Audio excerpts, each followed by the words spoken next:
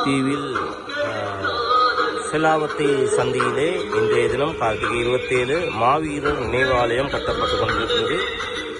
பாரிய அளவிலே முல்லைத்தீவில் யுத்தம் இடம்பெற்ற இடம்.